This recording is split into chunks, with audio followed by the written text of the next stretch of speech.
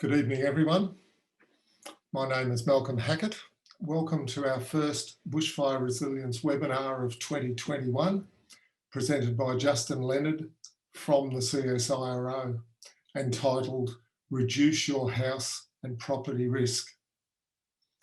Bushfire Resilience Incorporated acknowledges the traditional custodians of the many lands from which you are joining us tonight, and the Aboriginal and Torres Strait Islander people participating in this event. We pay our respects to elders past, present and emerging, and celebrate the diversity of Aboriginal peoples, their ongoing cultures and connections to the lands and waters across Australia. This webinar and the presenters are providing information, not advice. Every property and individual circumstance is unique, so it is your responsibility to seek advice for your particular situation. The topic of today's webinar may be sensitive for some people. Contact for some services which offer support are shown on the screen.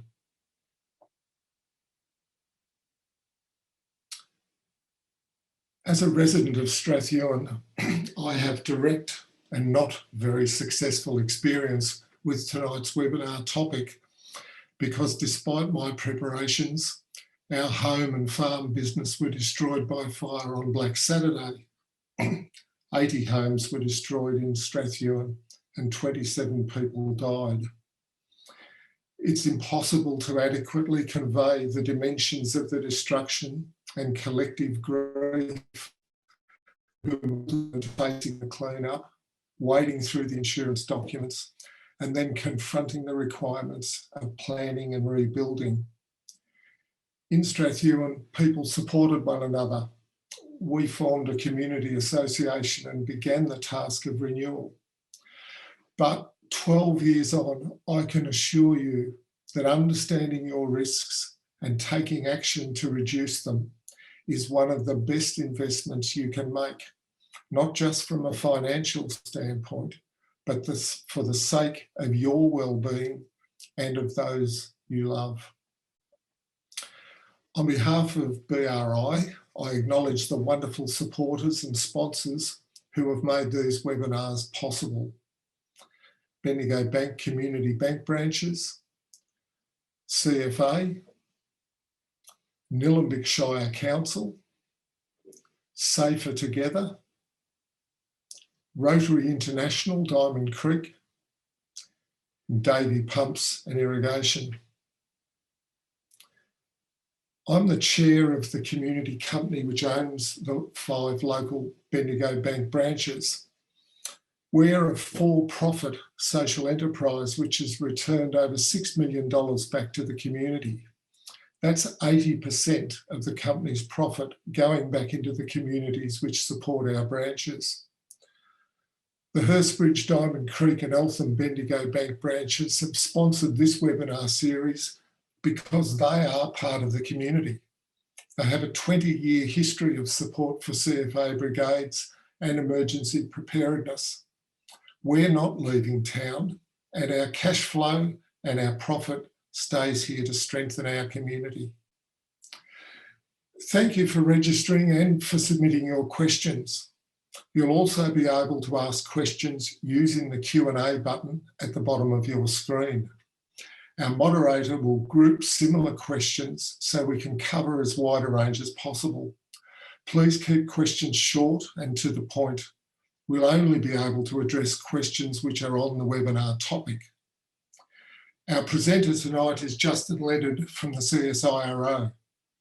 Justin has dedicated his 26-year research career to the understanding of how bushfire risk to life and infrastructure can be managed. His research combines learning from bushfire exposure experiments with bushfire survey investigations and computer modelling of bushfire interactions with buildings. Justin's 2020 presentations were very informative and engaging, and the audience responses were overwhelmingly positive. We are very grateful for his continuing contribution. Over to you, Justin. Thanks for that introduction, Malcolm, and it's great to be back. Doesn't feel like that long. It seems the time's passing quick under the context of COVID lockdowns. I'd just like to share my PowerPoint that I'm going to be talking about tonight. I think opening this forum, I thought I'd try to do a bit of framing around bushfire from a context that really bushfire is driven by not what we managed to tackle or put on the plate, but what it's defined more by what we might have missed or overlooked in a preparation or in the actions we take on a given day. So I wanted to really start with the concept of a checklist, and not the traditional checklist that we talk about on what we prepare for and what we do on the day, or how we plan our hierarchy of approaches on the day. I'm talking about a checklist of what actions a house might be faced with, and what considerations we might use that checklist of mechanisms that could attack a house to really deeply consider how our house and surroundings might respond. So here's my checklist to cover off the various attack mechanisms that could interact with a house. Now, I've broken it into some deliberate categories. We've got sort of the large Firefront, which is that big archetypal thing that we commonly associate with the fire that brings that radiant heat and potential flame contact. We've got Ember Attack and all of that wind-blown debris that is yet to burn. So that ember storm, but also the debris field that comes and fills up everything during the event. The combustion of adjacent buildings, so that might be your neighbour, might be adjacent sheds, adjacent combustible objects. So this could be anything. This could be a fence, retaining wall, a wood heap, a wheelie bin, pretty much any combustible object that's either mobile or fixed, that then acts out and acts as another heat source to either your house or your egress paths on your property. Surface fire isn't spoken about very often, but it's actually a very ubiquitous action, which is the burning of any surface fuels adjacent to or under or against your building. And those surface fires are also very challenging because they present real difficulty for you to navigate the surrounding landscape around your house if you're forced to leave your house if your house happens to burn. So these surface fires are different to large firefronts. Large firefronts move through very big full structured fuels, but surface fires burn out that low-level surface material. It might be dry grass, mulch, tan bark, any combustible surface. And in a sense, that debris that comes with an ember attack that blows over the ground can actually build up and cause small surface fires on things like decks and walkways that would otherwise not be combustible. Tree and large branch strike. So the fire actions themselves can play up against trees. They can find and exploit knots and defects in trees. And if anyone's been through a major bushfire event, the constant sound of trees falling over in the distance, hopefully quite distant, is quite ubiquitous throughout the fire event itself and for hours and hours afterwards, because the fire are acting on the trees. And that's not accounting for the wind and the wind loadings that push those trees around as well. That's another layer of question and issue. The wind and wind-blown debris as an action and an attack mechanism in itself. And this is deliberately brought out as an individual line item because the winds are always associated with the reason why it's a bad fire day, but the winds themselves and the debris that they can carry with them act on the houses as their own attack mechanism. So the wind-borne debris can impact and break windows. The winds can dislodge and shift any facade or roof tile or system. So depending on the loads, they can cause this superficial damage that makes all the other actions potentially quite challenging for an otherwise fairly robust house to get through the process.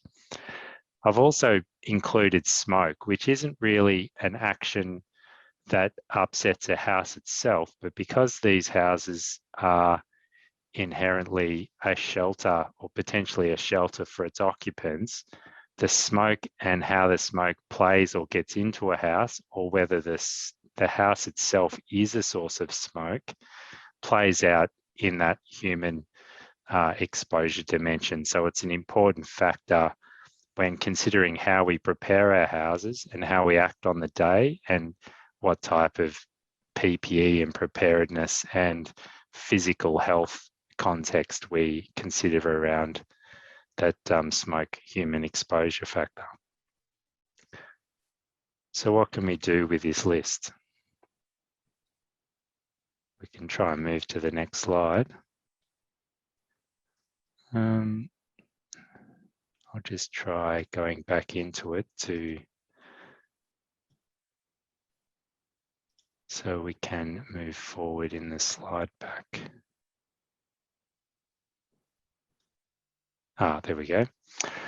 Now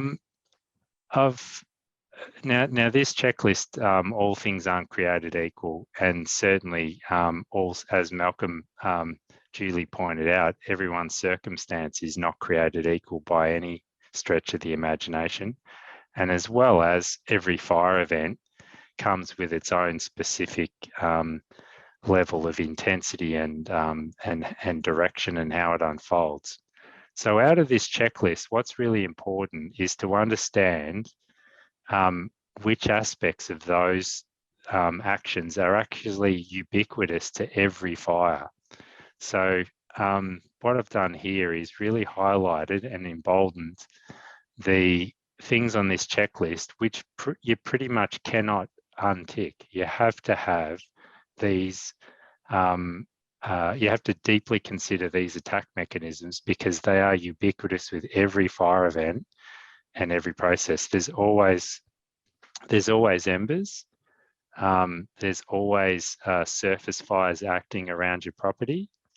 There's always wind and wind-blown debris context that either is intense enough to be a direct action in itself, or simply adds an important additional context to everything else. And smoke exposure is ubiquitous to all fires. So we pretty much have to keep them all completely ticked and not overlook their importance and ever-presence.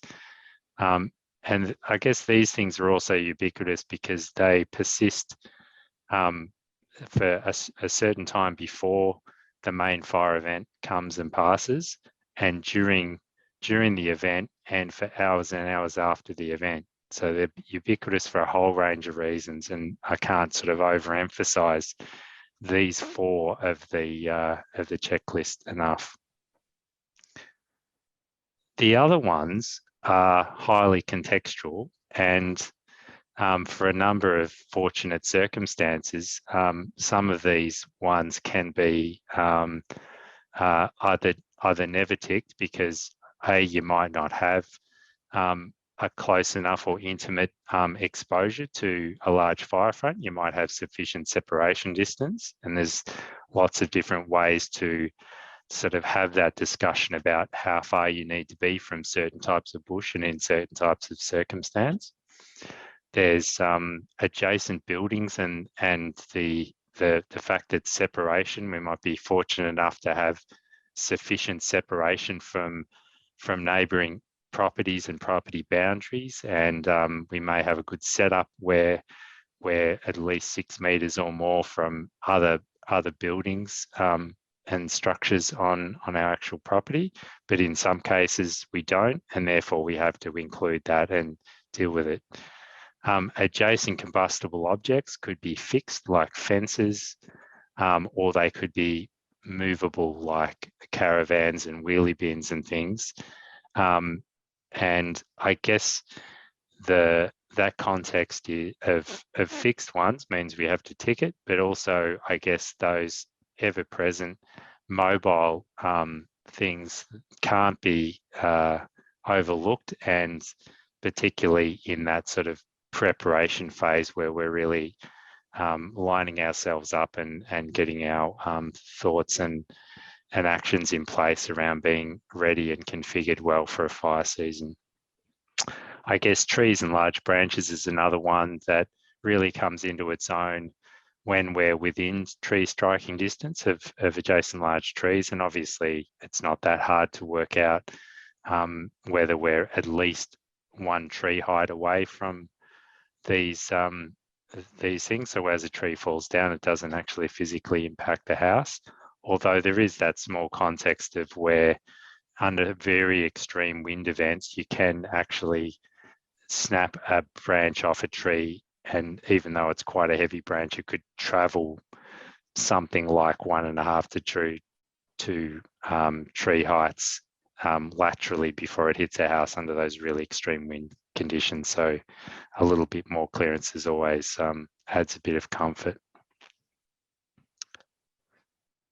Now, what's important out of this list is to really consider that, I guess, you know, the iconic large Firefront and the radiant heat that it brings is certainly the poster child of really what happens in a bushfire. The news and the imagery certainly draws us to that that very iconic aspect of the fire. But what's really important to emphasise is that well over 80% of all the houses that are lost in these bushfires is actually lost without any of that large Firefront action actually playing a role in the house. It doesn't get close enough to present the radiant heat, and it doesn't get close enough for the flames to physically interact with the house.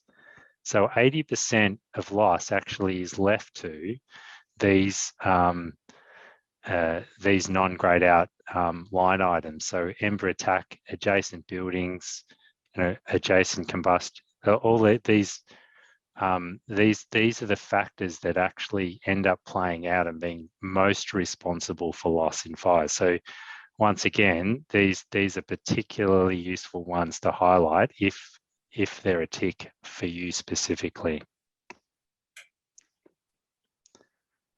And I guess what's also quite interesting that now there's quite a lot of us in different circumstances, whether we've got a house that's been built to regulation, or we're using regulation as a bit of a guide to what we need to do in our preparations, or we're anticipating building to regulation. What's really important is regulation, both planning and building regulations, deal with the first 2 light items. So they deeply consider how far we are from the bushfire. So you would have heard of bushfire attack level assessments and BAL assessments and things, all deal with how large could the fire be and how close I am to it. Therefore, what have I got to design for? And they also implicitly try to design for and consider Ember Attack within some bounds. They certainly only sort of try to specify and do that within 100 metres from identified problematic fuels, and then not really deal with it after, but that's a sort of an internal regulation issue. All the lower light items are only partially or not considered at all by building regulation. So they really fall to dealing with these things on an individual due diligence basis, which is quite a lot deep consideration to work through, really. Adjacent buildings beyond property boundaries are simply ignored by regulation. Adjacent combustible objects are the responsibility to manage relocatable adjacent objects is not a factor in consideration for regulation. The combustibility of fences and retaining walls is not considered as something that regulation attempts to recognise or design for. It doesn't really account for surface fires and how they play out. So a mulch garden up against a house is a fire source not really considered within regulation. Trees and large branch strike, not really considered at all. The wind actions and windborne debris are not considered at all in regulation. In fact, they just assume that the wind loading codes and the requirements of how wind loading codes are dealt with for your given region are enough to not deal with that superficial damage, the damage to the house. But when you actually open a wind loading code and really unpack it, the wind loading codes are more about preventing your roof being blown off your house and not dealing with the issues of superficial damage. So really that then falls to sort of thinking about additional measures and being quite detailed about how we design the specific aspects and features around our house to deal with that. And smoke and human exposure is not a factor in building regulations. It's not a design objective when we're looking at building and planning regulations. So once again, it falls to individuals and individual circumstances. So I'll pause there, and we can go into a bit of a Q&A session. And then after that Q&A polling session, I look forward to sort of unpacking each one of these line items from a house's perspective and looking at the design factors that go into and design considerations that go into each of those attack mechanisms. Thanks, Justin. Before we get into a discussion, we're going to launch a poll question and give people a chance to respond. So have a look at that. And while people are looking at that, one of the things I'm particularly interested in Embers, because it was Embers that got our house. And I think one of the things I wanted to ask you about is whether much is known about the way people think about Embers, because I must admit, I tended to think of Embers as a single thing that might get in and start a fire. But in fact, the idea of embers that come like a sandstorm and they build up against things. And so in the end, you've got this red hot stuff that's actually what's going to ignite your window frame or your mulch or whatever it happens to be.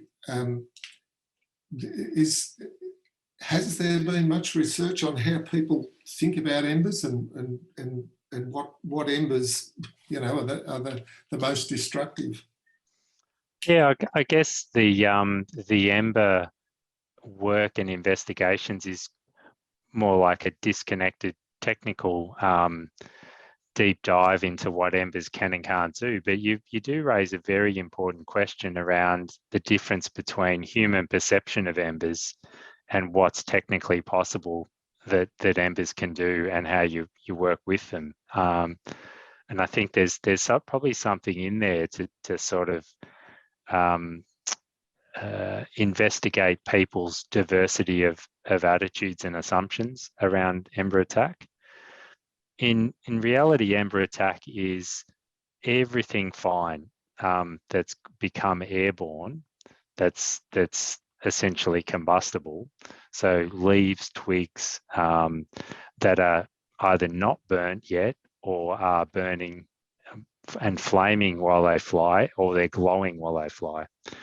And they turn up and lodge in and get through gaps and build up in corners and crevices and are continually fanned by the wind and just create prolific debris, combustible debris build-up and localized flame sources on everything external, particularly where there's a complex sort of corner that, like everywhere where leaves blow and accumulate in a normal windy day is where these embers and small flame sources build up. And of course, what can an ember do, and how small does it have to be before it's not a problem anymore? And the magic number is certainly down around 2 millimeters. So an ember less than 2 millimeters, if it gets into something, let's call it a rat's nest in your roof, a 2 millimeter glowing ember is not quite enough to get a rat's nest going. If it lands on that, something perfect as an ignitable source. Larger embers certainly are, and the larger they are, the more likely. And of course, the larger the gaps, the more large embers get through, and the more large embers get through, the probability of ignition happening increases. So it is a highly sort of probability-driven question. The only absolute certainty is there'll be embers there when there's a bushfire. It's just how many and how big the flame sources are and how many simultaneous things are happening all at once. Here's a question that feeds directly into what you were saying. This person has a terracotta roof, tiles on truss frame with sarking underneath, and they see lots of light and possible ember entry points when they're up in the roof area, and they're interested in suggestions to minimise the risk of ember entry. Yep, so their intuition about recognising that as a major ember egress problem is right, and that's seeing light streaming through into your roof space is one really clear and obvious thing. Roofs that are sarked or even quite completely sarked with conventional sarking that you can't see light through is also just as big a problem if they're under traditional terracotta tiles or traditional tiled roofs. The problem with tiles are they're not tight-fitting enough to prevent the embers from getting into your roof space. And what you'll notice with those tiled roofs is when you get up inside them, there'll be a certain amount of leaf debris or fine debris already building up over the years. And that's another indicator that the embers will come in through those same paths and ignite those things. The debris sits on top of sarking as well. So it can be a problem that's hidden from view, even if you get up into your roof space, and you only really find out how bad your problem is when you start to lift or repair your roof tiles and see how much debris is actually sitting on top of your sarking. And what you'll also notice is that the tile battens that your tiles are tied down to or are sitting on is actually over the top of your sarking. So you've actually got combustible timber battens on top of sarking. The sarking isn't a flame barrier. So it's actually a really major problem that to move from that to an ember-proof scenario or a roof that isn't going to burn due to embers in a fire is a major retrofitting process involving a lot of roofing components. I know from experience with my neighbours that many who had corrugated iron roofs and sarking still found embers had managed to get in. Perhaps the tin distorts or the wind is just that they were never particularly well sealed in the first place. But I presume tin roofs have their own challenges. Yeah, certainly do. So tin obviously doesn't have any issues within the roof sheet itself, or even with the roof sheets that overlap over multiple ribs, the way they lay across. So that tends to stay quite settled, and a well put together roof that's too fine a gap and too much of a tortuous path to get between the roof sheets.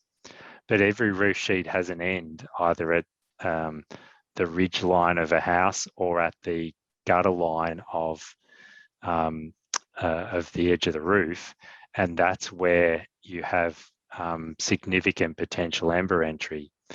And now, fortunately for a steel roof, those areas can be readily addressed by putting ember screening systems either along the ridge capping and along the gutter line that addresses that ember ingress process. And it's more of a leave your roof sheets in place but retrofit things to that roof, rather than sort of have a really sort of more significant dilemma of a tiled roof where not only at the edges are a problem, but between each tile is also an ember entry problem. We've got a question here about bushfire proofing skylights. What do we know about that? Well, skylights come in every shape and size, but unfortunately they create an inconsistency in the roof profile. So any inconsistency or protrusion is a place for debris to build up on and prop against. So it's another sort of potential place where localized flames can start to play on the adjacent skylighting elements. And I guess skylights are made from a whole gamut of weird and wonderful things, from acrylic plastic to polycarbonate plastic to different types of glass and glass framing and whatnot. So it's a little bit like looking at the diversity of windows and approaches with windows, that you can have many different design elements that's part of a skylight that then plays out as a potential issue. So flames can attack it, radiation from an adjacent firefront. So we really have to put that on the table as a sensitive or vulnerable element to whatever the house is being dished up with. We've got a question here from someone who has a lot of windows facing north, not double glazed. What's the cheapest way they can do something to help reduce the risk of them breaking and letting in embers? They can spend more in the long term, but they want to know something that's quick and affordable and a way of doing something now. Perhaps window and door screening that's removable and storable, and they could bring it out on extreme days when they leave the area. What do you think about that? Yeah, certainly. The sort of DIY homemade metal mesh screens, like flywire screens. A flywire screen, when you buy the flywire itself, it gives you a shading factor, so a percentage shading factor. It might be 30%, might be 50%. Well, that's actually the percentage of radiant heat that will prevent reaching a window. So that already gives you some degree of protection. And in the event that the window still breaks, you've got an ember screen trying to prevent rapid ingress into the house itself. So it gives it that angle. And I guess next level up from that is actually sort of the DIY non-combustible robust shutter that gets clipped in place as well. Either way, it should be all metal in terms of framing, the element that's held in with the framing, and the fixings that hold it to the windows. And I guess the question of sort of take them all out of the shed and put them on, that's quite a bit of work. Even better are other types that kind of fix to the house and they're kind of readily deployable and sort of out there and visible, but not necessarily suitable for all house designs. Staying on windows, how does double glazing and safety glass help or hinder fire protection, and how much do window frame materials matter? Yeah, really good questions. Interestingly, double glazing itself doesn't necessarily offer significant more protection than single glazing. It's actually the type of glass that has the most influence on the likely the survival of that window to radiant heat. So plain or normal float glass, the common plain glass, doesn't really stand up to more than around 12 kilowatts of radiant heat before it cracks and can crack so prolifically it can fall out.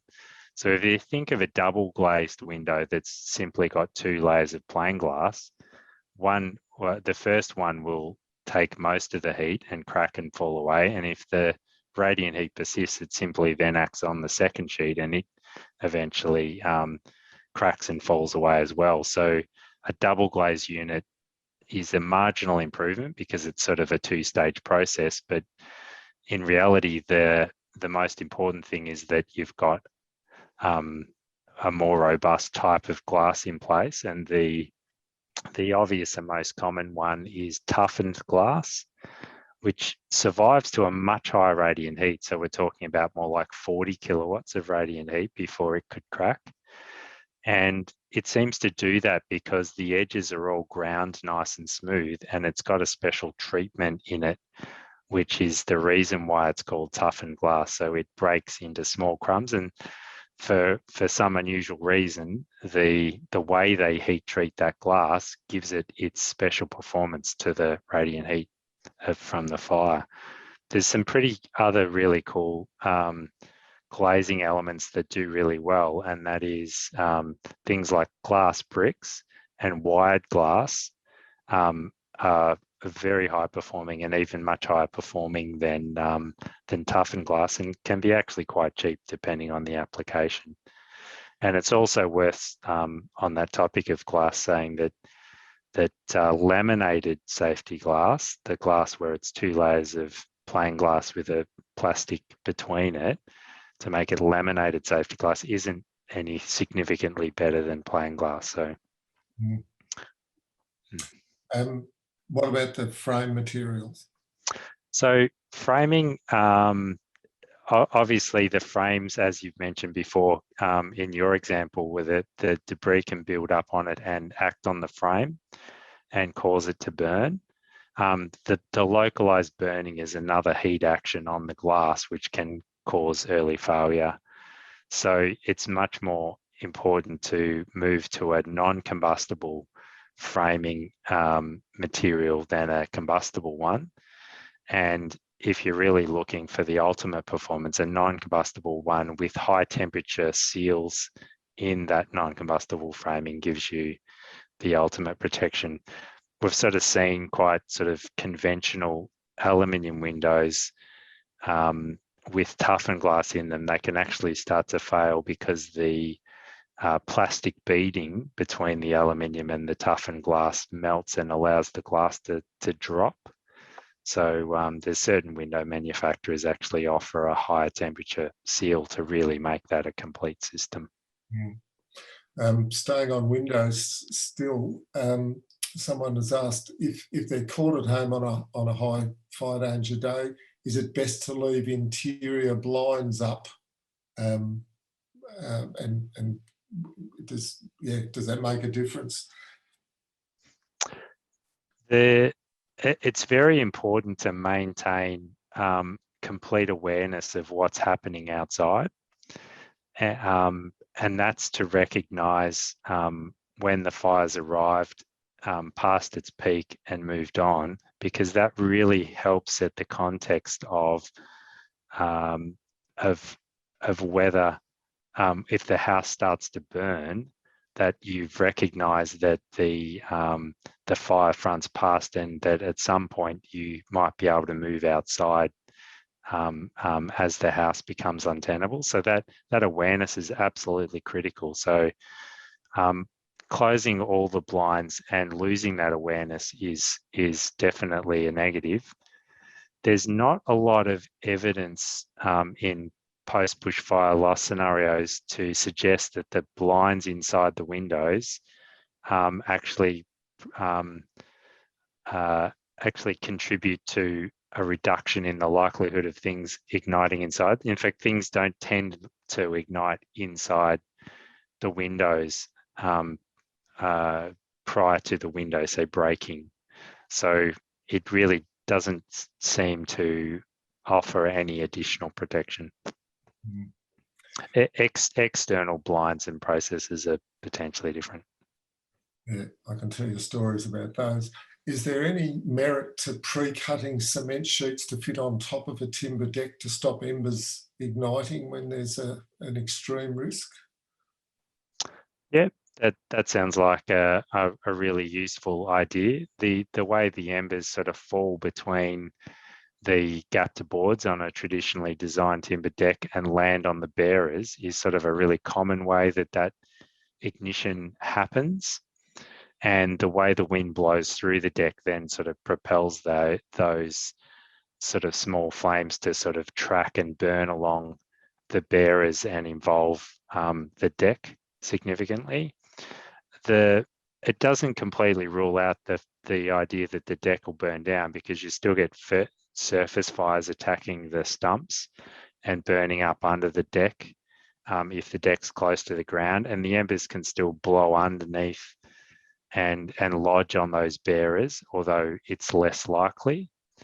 But I guess the sheeting does sort of offer some extended timeframes that deck might be navigable if you have to leave your house. But I wouldn't say it'd completely rule out the deck being lost. All right, thanks, Justin. We've got one more question and then we'll have a look at our poll results.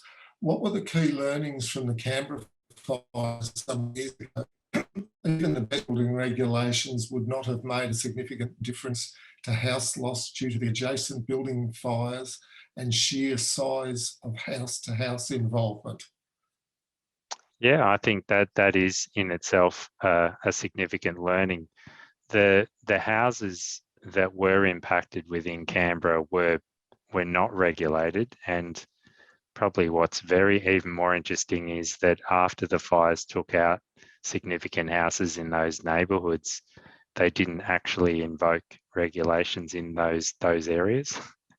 And to this day, house to house is not considered part of the building regulations nationally, and it seems to be a really bizarre oversight that falls somewhere between the building regulations, which don't acknowledge it, and the planning regulations, which say you can still build close to your neighbour's house. So it remains an unfortunate oversight by regulation that really falls to the individual to understand and develop that sense of mutual risk obligation that you have with your neighbour if you're say within 6 to 10 metres of your neighbour's structure. Okay, let's have a look at our webinar poll results and see what people's priorities are. Would you like to comment on those, Justin?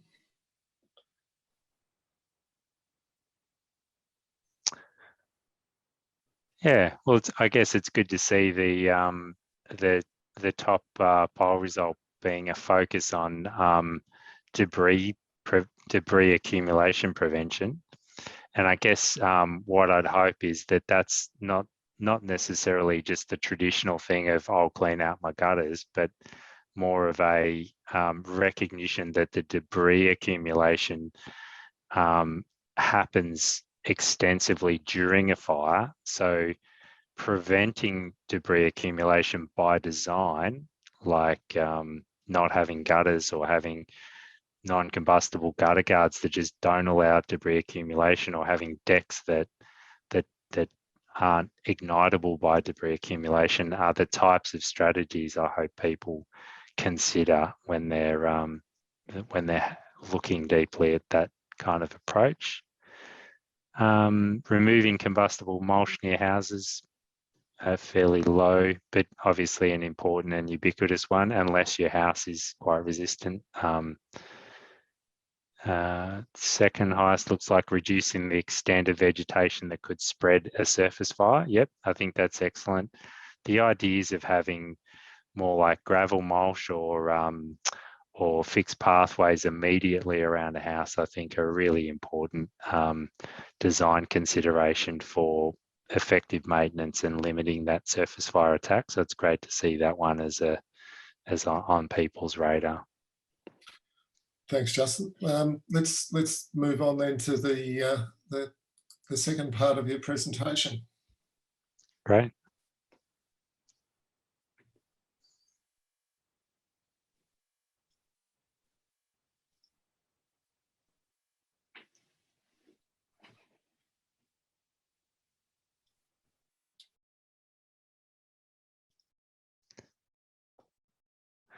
So let's sort of unpack each of these attack mechanisms and what they can actually do, or what we can do to address these. So obviously one of the Q&A questions is, what can I do with a large area of window exposure to large fire fronts and radiant heat? So if this is a genuine tick, I guess the intensity of the fire front as the house experiences really comes down to how far we are away from it. So to gauge and profile that is absolutely critical. It's important to understand what your maximum radiant heat level might be, and that might come down to learning and understanding how to do your own informal bushfire attack level assessment, seeing where you sit on the spectrum of where what your house would need to be designed to, using a BEL assessment tool. And I'd encourage you to speak to various authorities like the CFA and do some web work research around how to do those calculations. Once you work out where you are on that sort of radiant heat spectrum, or in fact, if you're so close to the bush that you actually have the risk of flame contact, then designing for that becomes particularly important, because in the worst case fire events, you can have some very sort of catastrophic rates of failure for your windows, or the rate that your house becomes ignited. Responding to those can be managed and varied, and one thing would be to have a very low tolerance for having any exposed timber on your building at all. That might be your eave linings, really can't be timber, any exposed timber window frames, any exposed timber doors or decking are all highly likely to be ignited during the event from that radiant heat and flame contact. And the obvious types of retrofitting responses that are possible are closable shutters over windows and doors, and even things like roller security shutters, which are some of the examples pictured here. It really is a challenging deep dive. If this box is ticked, it really means you need to really deeply investigate that context, and also work on what can be done in the broader landscape to shield from that risk, or to extend that vegetation clearance, or have a staged vegetation clearance to mediate the radiant heat and flame contact on your structure, if that's possible within your within your landscape and within your property boundary. It always seems to be that the most effective solution, if possible, is to get a balance between building design and landscape fuel management. But obviously every circumstance is different. If we go to Ember Attack, the challenges around where Embers act is really ubiquitous. There's just so many details and elements on houses that play out as a way Ember Attack can reach houses. The way it builds up in gutters and gets into roof cavities and causes ignitions that are in many cases completely unaware to an occupant until that building cavity is well alight and starts to threaten the integrity of the house. Brick buildings, even double brick buildings, are susceptible given the way that the cavity, those wall cavities are ventilated. So screening all of the entry points down to gaps smaller than 2 millimeters, which is quite a formidable task when you think about house and building tolerances and the way window frames are fitted to building facades. It's quite rare to actually find such attention to detail that that a genuine sort of 2 millimeter tolerance is met. It's also worth noting that things like timber features on houses or timber facades on houses shrink as their moisture content varies and shrink and expand. So actually maintaining dimensional tolerance to 2 millimeters or less is impossible with some building designs as well. Every once in a while I do find an incredible effort to achieve ember mitigation and tolerance, and probably the picture on that bottom right is an example of a very well considered and structured enclosure of what was otherwise previously an open carport.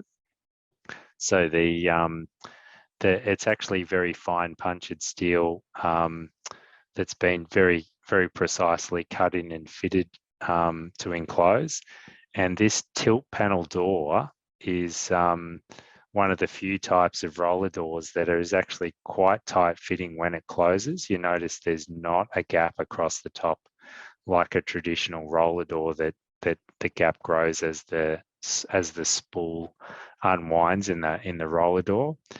And that this particular tilt panel door actually has those high temperature nylon brushes along the base and along the track edges and along the top edge, so that as it closes, those brushes are pulled up and act as an ember screen. So it is achievable, but it is a real question of detail and understanding about what can a 2 millimeter object get through and into either a building cavity or into the occupiable space of your home is really the only way to unpack it and spend a lot of time understanding where all these features are. Adjacent building and adjacent combustible objects I've put into one broader category because I guess in a traditional urban setting, houses are packed in quite close and the fences are put in between, and all the traditional objects we put around our houses not only act on our own houses but act on our neighbours' houses. So it's this sort of collective aggregation of all of these potentially combustible objects that are very significant and burn down for not just the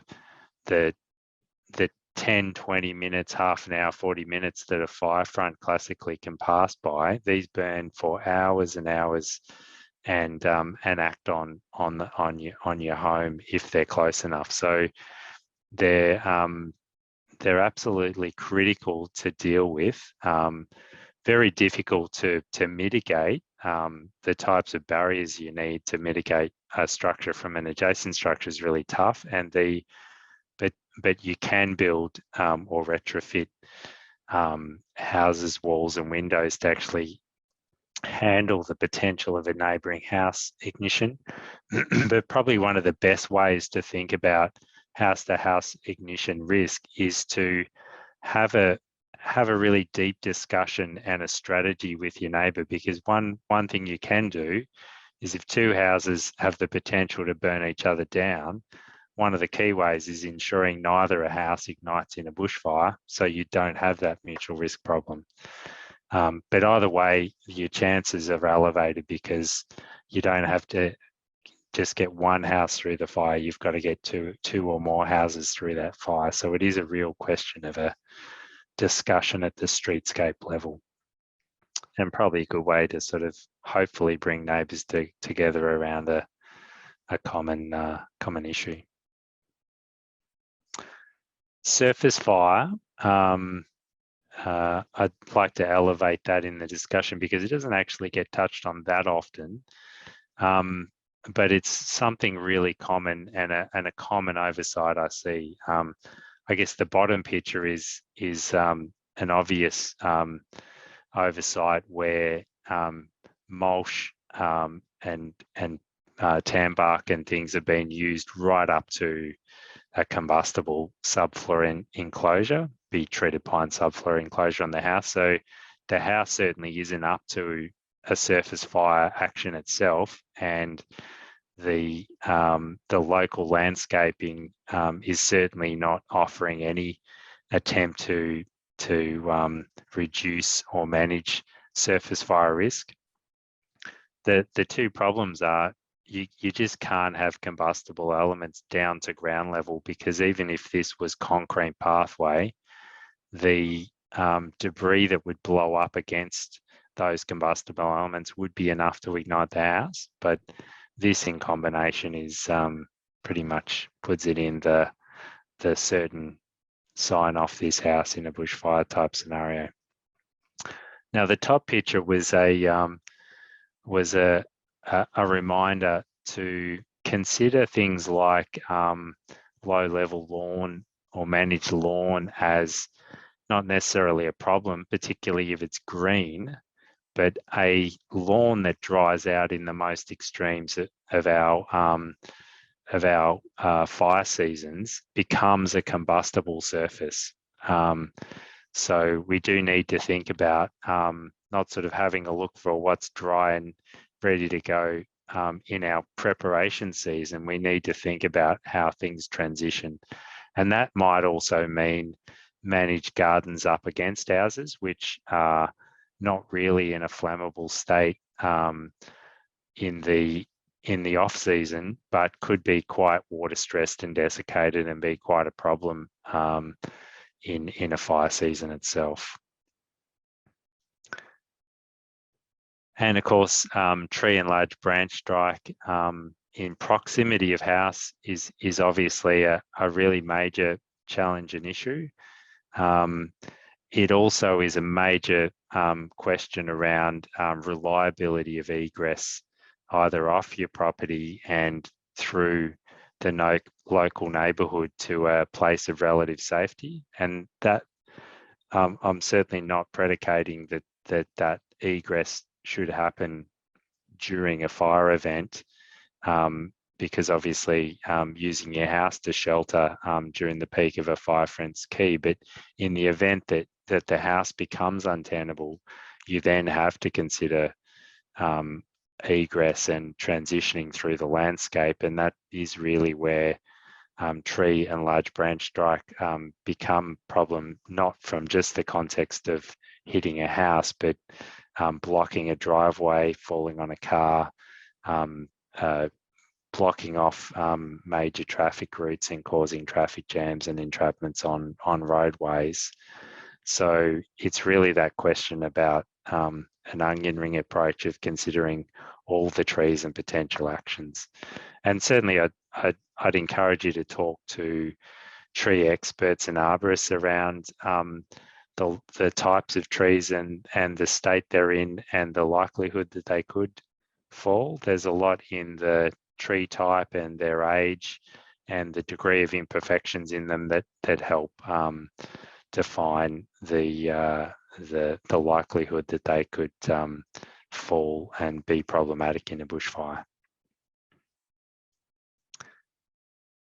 And wind and wind-blown debris is another one of those really key factors. that can drive embers up. And I've purposefully put a skylight in here because they're probably underrepresented in our broader context, and it was great to hear a question specifically about them. Addressing the details of how wind actions can play up, it might disturb a skylight, or it might blow debris up against it that's readily ignited from an ember attack. And just looking at all of those sort of actions in combination, I think is really key. And I thought this was a really great photo set that actually showed a recognition that a skylight by design could be an inherent weakness on the roof. And the top picture is actually the drop over protection box that's put over these skylights during the peak summer season as a direct way to address that factor from wind actions acting on it, and I guess all the other, it's also an effective radiant heat and ember attack. In fact, it's a real sort of multifaceted design mitigation feature for this particular element. And then, of course, the last one, and last but not least, is around really having a deep think about smoke and what it would be like to have to deal with the steady accumulation and build-up of smoke within a house that slowly builds up. And if you can keep the house closed and tight as much as possible, obviously the rate that builds up is quite managed. But the really noxious and toxic smoke actually not only just comes from bushfire, but comes from when urban fuels and synthetic things like plastic and whatnot burn either as an aspect of the house itself or from adjacent things in your broader landscape. And that really noxious smoke really takes the exposure question to the next level. And that's a question for you're getting through in relative comfort and safety within your house, but also that question of whether what you're genuinely exposed to if you need to leave a house, if it's going to become untenable because it ignites. The top picture here is actually a prompt for me to highlight sort of some more novel ways of thinking about not only sort of having a house that's relatively airtight and well designed to limit the rate of smoke ingress, but to actually consider novel things like air scrubbers and air purifiers that, if used in designated rooms that are obviously rooms that are also exits from your house, they can help to improve and extend the tenability and limit that smoke ingress, and particularly useful if you're susceptible to smoke, if you're asthmatic or not as physically fit as the rest of the population. And I'll leave it there.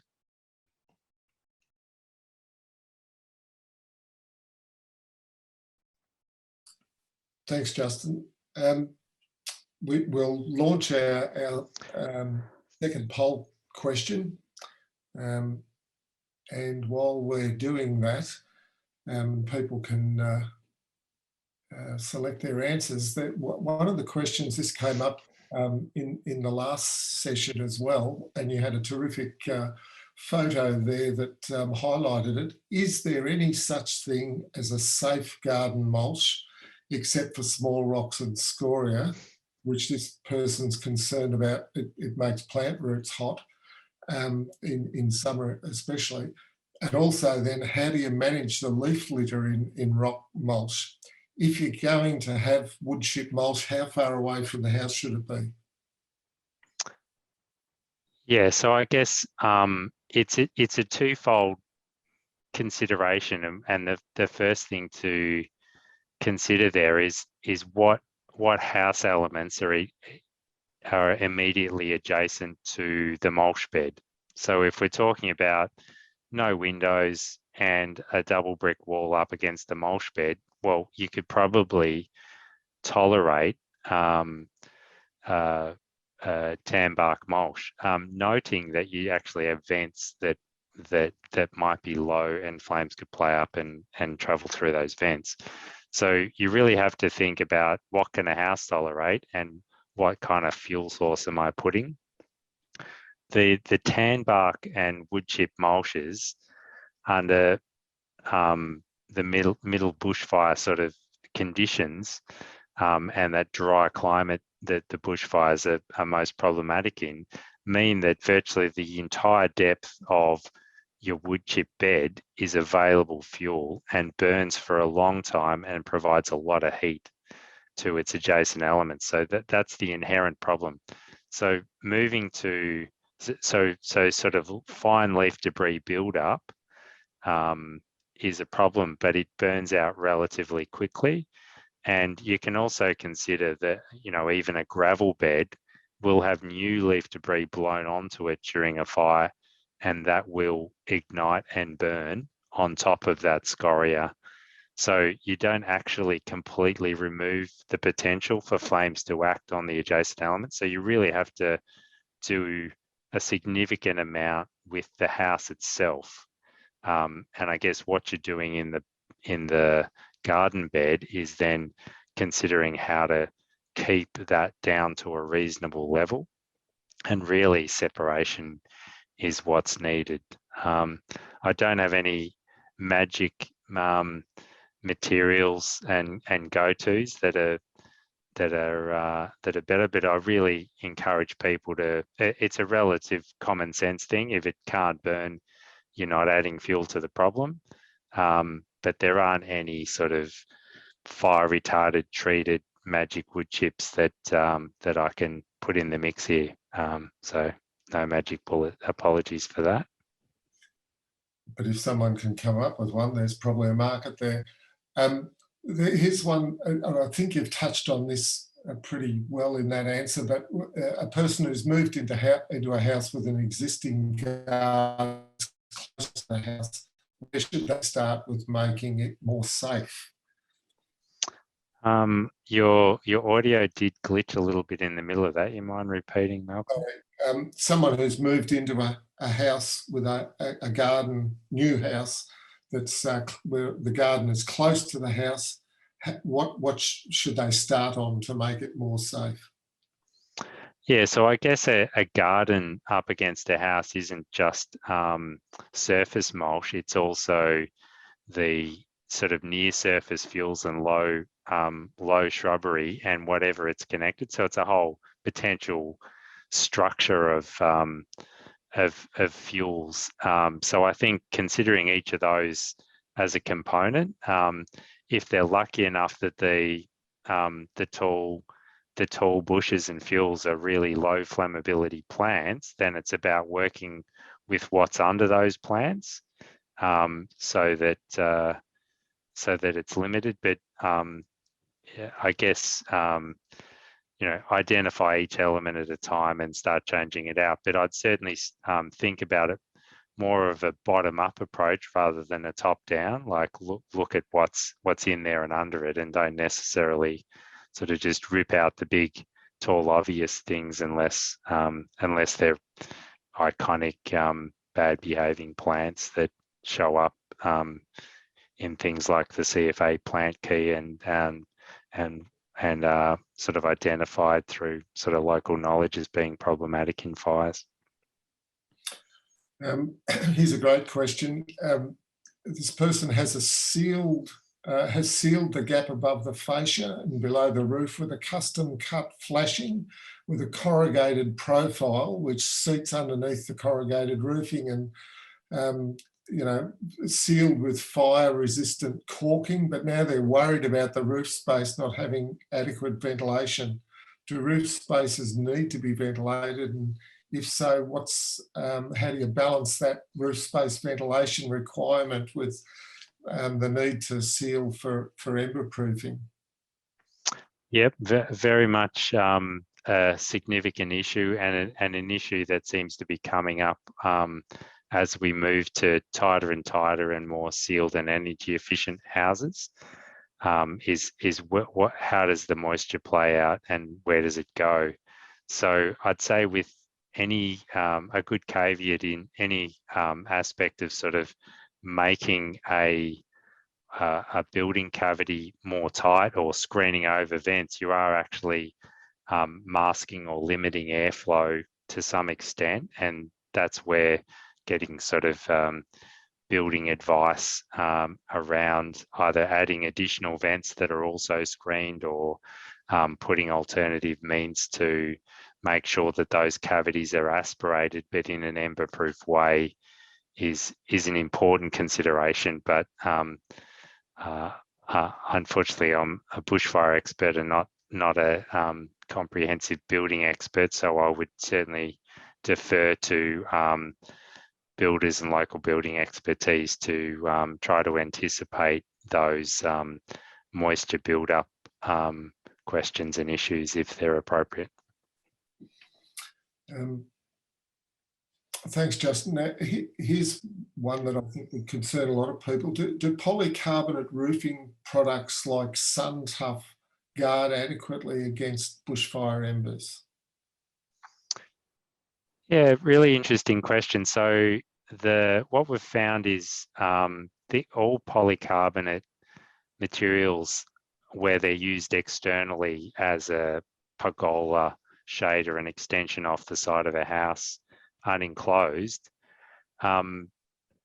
when there's a local flame source acting on it, it can melt and sort of drip away like honey from that flame source, but it doesn't burn in situ or carry a fire or an additional heat load to its adjacent elements. It just simply melts and falls out of the way. And the only times we've really seen it burn and act as a flame source is when it's formed quite a significant wet molten puddle on the ground and then continued to be heated by an external source until you finally get that molten puddle to burn. So it doesn't seem to be a particularly problematic thing, but certainly the fact that it melts away from a heat source means that if it's used as a skylight in the house itself or as a window glazing element, it's going to potentially melt or fall away from a relatively small heat source and therefore open up the house and not act as a barrier for embers to get into things. But certainly a good go-to material for external material that hangs off or has some external connection to the house. Thanks, Justin. Last year, different speakers had different opinions about gutter guard in our series last year. Are there any new recommendations about the best way to stop debris getting into gutters with gutter guard and how to seal the end of the roof edge, particularly on a metal roof? So obviously, absolute rule number one is make sure your gutter guard's not made out of anything that can burn itself, because the last thing we want to do is put more fuel on the gutter. The ways that it has to be sealed obviously has to form an intimate connection to the roof sheet itself and then to the lip of the gutter. So you actually form a complete sort of enclosure between the gutter, the fascia and the roof sheet.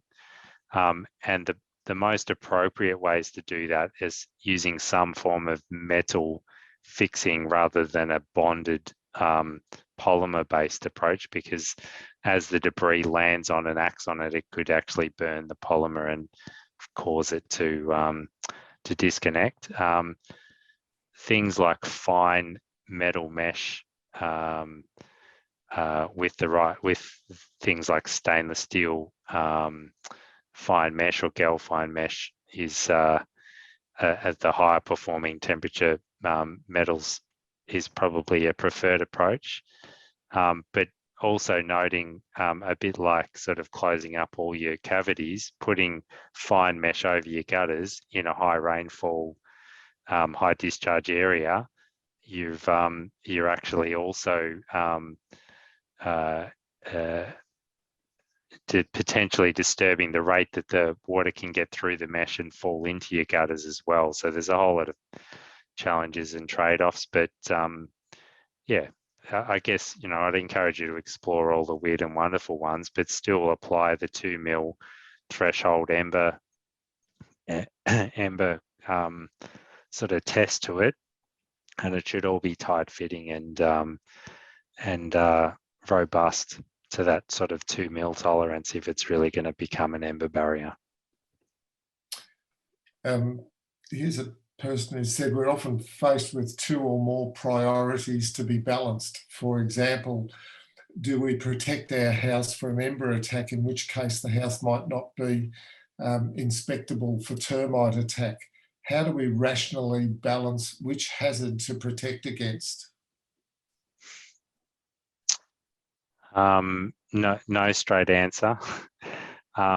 Except that I guess when you look at the ways to ember-proof a house, there's, say we're talking about ember-proofing a subfloor, you can fully enclose your subfloor and then obviously get into that termite access challenge, or you can line out the entire subfloor area, assuming that debris can get in there, but if it gets in there and burns to some extent, it can only act on a shield or a barrier. But that barrier again is an inspection question around it. So I think you really just have to look at the whole gamut of questions and make those independent sort of trade-offs and pick your path. Very diplomatic. Where can you buy and get the metal sheeting to use under stairs and decks? Any ideas? Metal sheeting under stairs and decks. Where can you get it? Was the question. That's it. Use your local network and chat to as many people locally as you can. It's more a question of sort of convenience and process. I can't really recommend any particular suppliers for a given one, but I hope the broader sort of neighbourly network can offer an answer to that question. Does landscaping or a row of trees acting as a windbreak provide some level of protection against Ember attack, or is it more likely to contribute to the bushfire threat? So the question of contribution to a bushfire threat really comes down to the species and the nature of the bark on that particular type of tree. So once again, you know, think about the actual vegetation type, and if you're not have a deep knowledge of that, things like the CFA plant key are quite valuable in that respect. The windbreaks question about screening embers, yes, it can screen some embers, and it might halve or cut the ember attack on your house by 3/4 or something like that, but it won't eliminate ember attack. So as we sort of mentioned at the onset, the ember attack is a probabilistic process, and you might improve your odds that you don't have an ember ignition, but it doesn't, there's no sort of magic approach to put in a windbreak that eliminates ember attack. What windbreaks and things do though, quite significantly, is they can limit your house's direct exposure to wind actions and debris impact if things aren't flying off the windbreak itself, and the windbreak isn't too close to actually collapse and fall on your house. And the benefit of limiting the severity of the wind actions on your house is probably a far more significant benefit that those windbreaks offer to your house than screening embers, than the notion of screening embers. And I guess the other thing that trees and windbreaks like that offer is they help to shade and keep moisture in the landscape proximal to your house as well, which means that your gardens and things are the last to dry out in the landscape or dry at a far later stage than if those windbreaks and protections and environmental protections weren't there. Here's a product I've not heard of, but is fire-resistant canvas suitable to provide some protection over windows? I've actually seen the really old school traditional rollout canvas blinds that sort of come out at a projected angle when they unroll.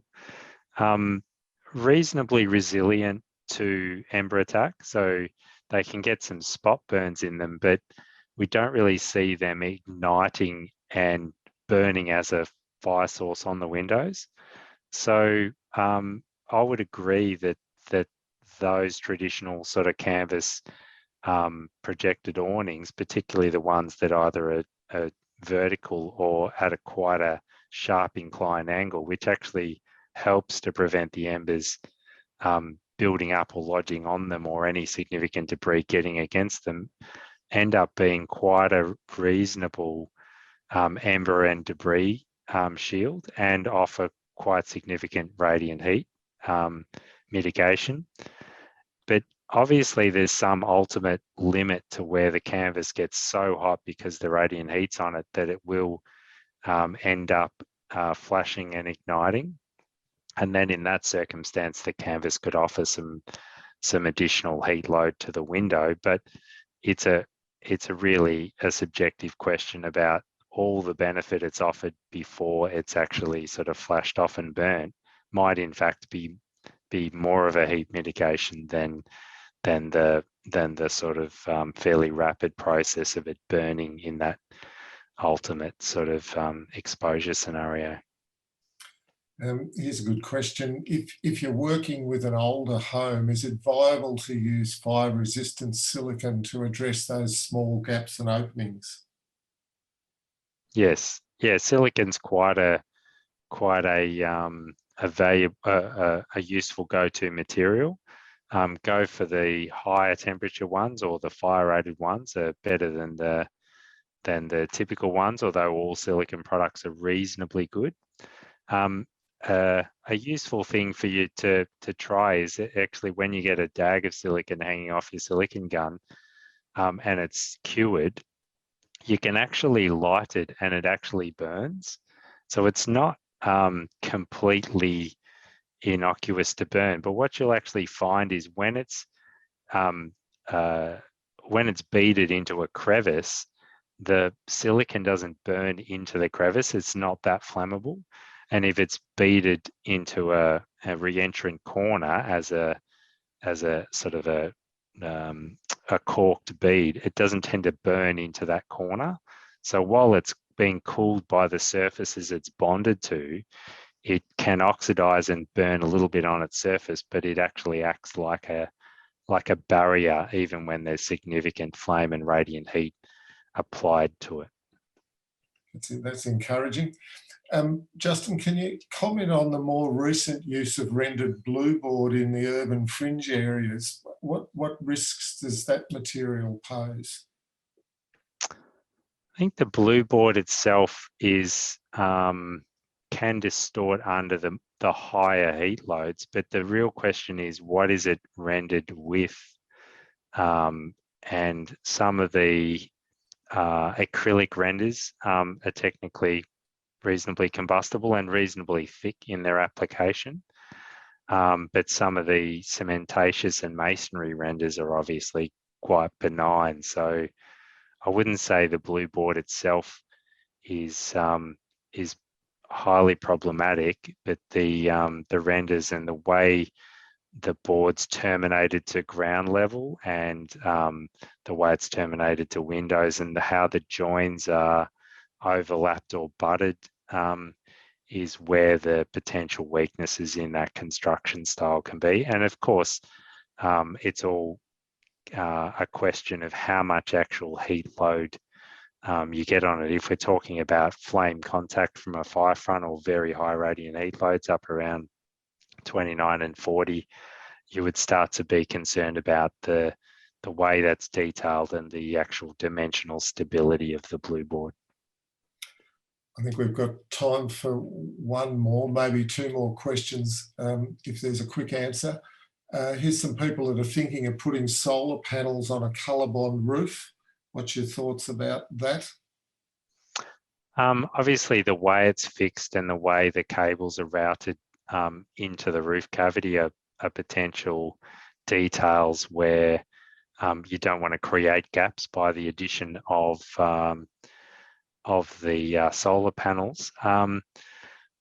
The wide range of solar panels on the market don't really represent a significant problematic fuel load added to the roof, and there's not a lot of evidence to show that the ignition of the little amounts of combustible material that is represented by the solar panels is enough to cause a problem to the adjacent colour-bond roof. So I would say it's a relatively neutral thing to consider and add to the process. It'd be interesting to look at the specific ways the tracking and fixings are put on and whether they are relatively sympathetic to letting the debris sort of land but blow off, so they're not sort of it's not put on in a way that allows significant debris to build up on the roof. I think we better move to our poll responses. What's your thoughts on those? Gee, it's only limited to 3 priorities for reducing your house and property risk. That's a bit of a tough question. If you picked your top 3, yeah, I think I'm really glad to see those sort of highlighted ubiquitous attack mechanisms like Ember Attack really coming to the fore and being the focus. It's great to see that that idea and approach coming through in the sort of priority mitigation actions. I think it's really good to think about those actions as a hierarchy, and if you sort of solve things like ember entry and gap consideration, you're really thinking about being prepared for not just the worst fires, but also the whole range of fire intensities that could turn up, and being prepared for the fact that embers are ubiquitous with them all. So that's fantastic. Second highest seems to be remove dead material, thinned, fine fuel around and near the house. So yep, excellent priority. I'd largely agree that that's where the 3 priorities are, and I would probably answer identical to those. So well done, audience. You're showing your domain knowledge. Very good. We're learning. That's excellent. Thanks, Justin, for your presentation and for putting those challenges and solutions in such a clear and easily digestible manner for us. And thank you for responding to so many questions as well. We've appreciated enormously that you've volunteered your knowledge, experience and your time to help us think about reducing our house and property risk. And we'll look forward to seeing you in the future.